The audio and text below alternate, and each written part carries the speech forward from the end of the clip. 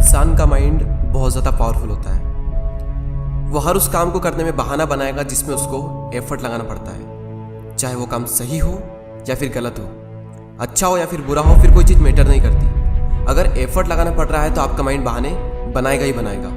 पढ़ने में एफर्ट लगाना पड़ता है, इसलिए माइंड हमारे सामने बहाने की पूरी लिस्ट रख देता है कि सुबह जल्दी उठकर इसलिए नहीं पढ़ सकता क्योंकि रात को लेट सोए थे। तो क्यों सोए थे?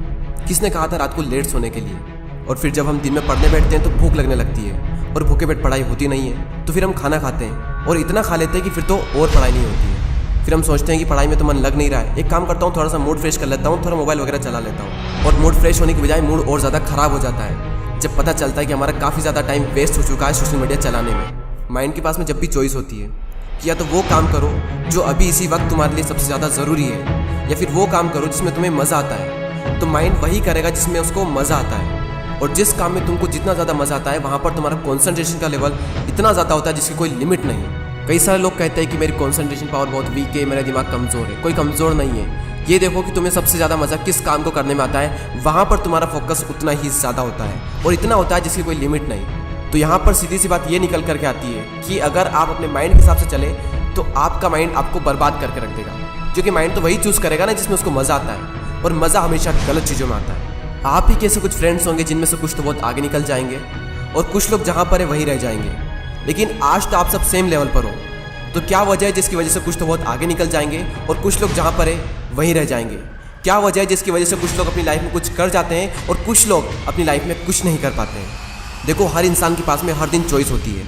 चूज़ भी आप ही को करना होता है कि या तो वो काम कर लो जो आपके लिए बहुत ज़्यादा ज़रूरी है, या फिर वो काम कर लो जो कि ज़रूरी तो नहीं है लेकिन जिसमें मज़ा आता है। और जैसे जैसे आप चूज़ करते चले जाओगे आपका फ्यूचर बनता चला जाएगा। आपको पता भी नहीं चलेगा, आपकी लाइफ बर्बाद भी हो सकती है और आपकी लाइफ आबाद भी हो सकती है। वो डिपेंड करेगा आपकी चॉइस पर कि आप क्या चूज़ करते हो। एक बात हमेशा याद रखना कि अगर आप लाइफ में कुछ करना चाहते हो तो आपको रास्ता मिल ही जाएगा, लेकिन अगर आप कुछ नहीं करना चाहते हो तो आपको बहाना मिल ही जाएगा। और अगर बहाने बनाने लग गए तो जहाँ पर वहीं रह जाओगे, कुछ नहीं कर पाओगे अपनी लाइफ में। इसलिए बहाने मत बनाओ। एक दिन में तुम जितना काम कर सकते हो उतना काम कर डालो।